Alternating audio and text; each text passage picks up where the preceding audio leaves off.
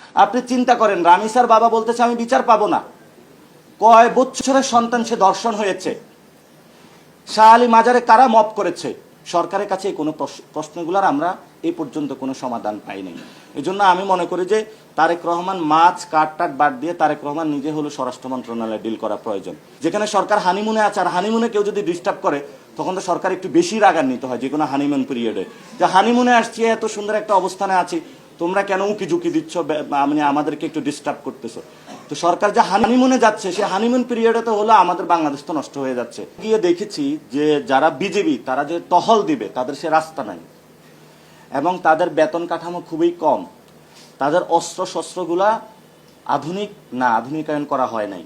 তাদের যে গাড়িগুলা দেওয়া হয় সেগুলো আধুনিকায়ন না, এবং পিলখানার মতন একটা হত্যাকাণ্ড দিয়ে তাদের কিন্তু অর্ধেক মেরুদণ্ড ভেঙে দেওয়া হয়েছে। এই বাহিনীকে এখনো গড়ে তোলা হয় নাই, এবং তাদের অনেক জায়গায় তাদেরকে হলো রেস্ট্রিকশন দিয়ে রেখেছে তারা।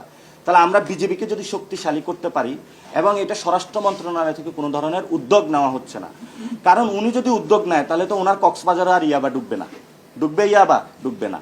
উনি যদি উদ্যোগ নেয় তাহলে হলো দুলুবাইয়ের এলাকা দিয়ে তো আর গরু ডুববে না। উনি যদি উদ্যোগ নেয় যে কসবা সীমান্তে তো বাংলাদেশে হলো ফেন্সিডিল ডুববে না। এই জন্য হলো সরকার এখানে ফেন্সিডিল ব্যবসা করার জন্য যারা মন্ত্রী এমপি ইলেকশনের সময় টাকাগুলা যে ছাড়ে, এই ফেন্সিডিল ব্যবসা 5 বছর করে, ইয়াবা ব্যবসা করে, এবং যত উল্টাপাল্টা সবকিছু ব্যবসা করে, তখন জনগণের উপরে হলো অগণতান্ত্রিক ইঞ্জিনিয়ারিং মাধ্যমে একটা ইলেকশন তারা চায়।